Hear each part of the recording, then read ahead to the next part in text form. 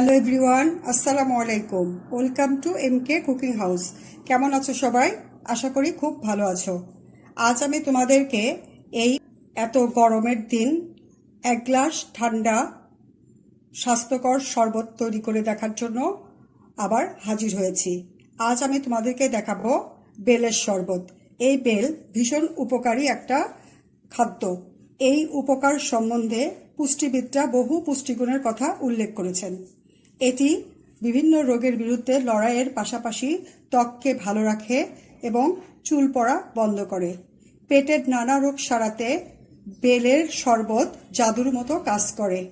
বেলে আছে প্রচুর পরিমাণে vitamin C, vitamin D, calcium, phosphorus ও পটাশিয়াম।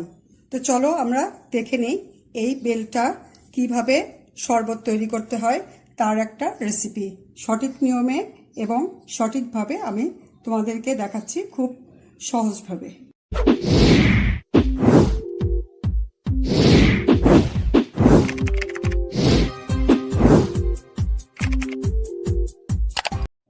বেলের শরবত করার জন্য এখানে আমি একটা পাকা বেল নিয়েছি। পাকা বেলটা এখন এটা একটা শক্ত জিনিস দিয়ে এটা পাড়ি দিয়ে ভেঙে নিতে হবে।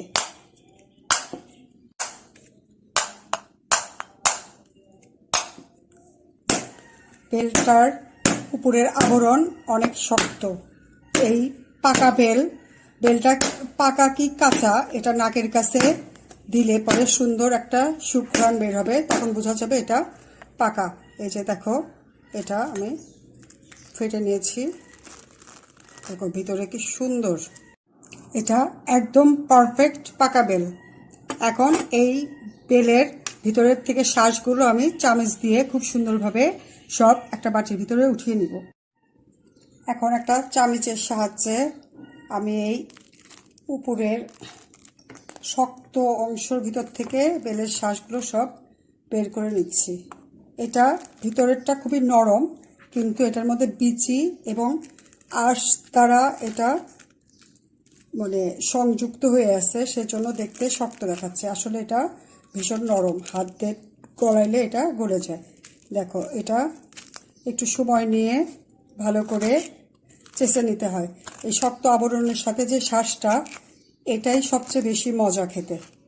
তো এটা একটু সময় নিয়ে হলেও ভালো করে চেঁচে এটা আলাদা করে নিতে হবে। বেলের শ্বাসগুলো আমি সবগুলো চামচ দিয়ে ভালো করে বের করে নিয়েছি। এখন এটা আমি হাত দিয়ে ভেঙে দিচ্ছি। এটার ভিতরে বেশ নরম, কিন্তু এটার ভিতরে যে আঁশ আর বিচি আছে সেজন্য একসাথে সব জমাট বেঁধে আছে। এটা আমি ভালো করে হাত দিয়ে কষলিয়ে এটা নরম করে নিব এবং এটার মধ্যে একটু পানি দিয়ে নিব, তাহলে খুব সহজে এটার আঁশ আর বিচিগুলো আলাদা হয়ে যাবে। এখন আমি এটা অল্প পানি দিয়ে ভালো করে কষলিয়ে নিচ্ছি। এই যে বন্ধুরা দেখো, এটা আমি পানি দিয়ে কষলিয়ে এটা নরম করে নিয়েছি। এই যে দেখো, এটার ভিতরে আঁশ আর বিচি দেখা যাচ্ছে। এখন আমি এরকম একটা ছাকনা দিয়ে এটা ছেঁকে নিব। ছাকনা দিয়ে ছাকলে নিচে রসগুলো পড়ে যাবে আর ছাকনার মধ্যে বিচি আর আঁশগুলো আটকে যাবে। এই যে আমি বেলটা ছেঁকে এতগুলো পরিমাণের রস পেয়েছি। এটার মধ্যে প্রায় 2 গ্লাসের মতো রস আছে। তো এই পর্যায়ে আমি এটার মধ্যে কিছু চিনি আর লবণ অ্যাড করব। চিনি আর লবণের পরিমাণ আমি বলছি না, তোমাদের যার যতটুকু প্রয়োজন তোমরা দিয়ে নিবে। আর এই পর্যায়ে এটা চিনিটা ভালো করে মিক্সড করে এটা সারা বছর ডিপ ফ্রিজে রেখে সংরক্ষণ করা যায়।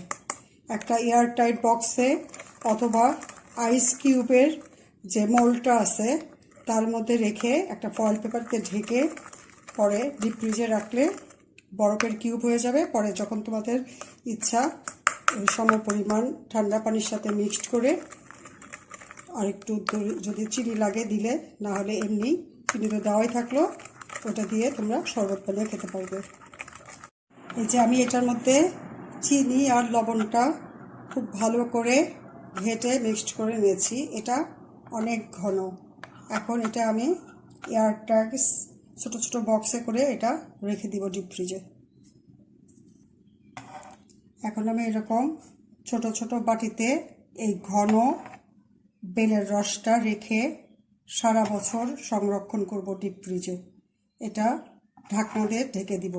আর যাদের এরকম বাটি নাই তারা ছোট ছোট আইস কিউবের মল্ডে রেখে ওটা একটু ফয়েল পেপার দিয়ে ঢেকে রাখতে হবে, নইলে অন্য খাবারের গন্ধে এই বেলের গন্ধটা মানে অ্যাডজাস্ট হয়ে যাবে। সেজন্য এটা যতটা সম্ভব এয়ার টাইট করে রাখতে হবে। এখন আমি এগুলোর ঢাকনাগুলো দিয়ে ঢেকে রাখবো। ঢাকনা দিয়ে ঢেকে আমি এটা ডিপ ফ্রিজে রেখে দিব। এটা সারা বছর যখন ইচ্ছা বের করে একটা করে গ্লাসের মধ্যে ঢেলে নর্মাল পানি দিয়ে বা ঠান্ডা পানি দিয়ে আর একটু যদি চিনি লাগে মিক্সড করে তোমরা শরবত বানিয়ে খেতে পারবে।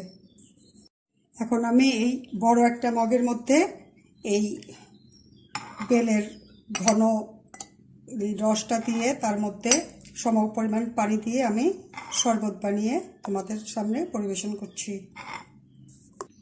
বেলের ঘন রসটা আমি নিয়েছি। এখন এটার মধ্যে ফ্রিজের ঠান্ডা পানি দিয়ে এটা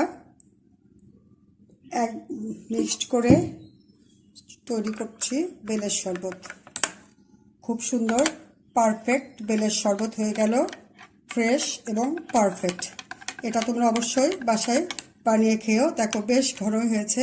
তোমরা যদি আরও পাতলা খেতে চাও তাহলে আরও পানি মিক্সড করতে পারো। তো এটা তোমরা অবশ্যই বাসায় ট্রাই করো। আর ভালো লাগলে অবশ্যই আমাকে লাইক দিবে, বন্ধুদের সাথে বেশি বেশি শেয়ার করো, কমেন্ট করো। আর যদি চ্যানেলে নতুন হও প্লিজ সাবস্ক্রাইব করো। আর যদি অলরেডি সাবস্ক্রাইব করে থাকো তাহলে অনেক অনেক ধন্যবাদ। সবাই ভালো থেকো। Thank you.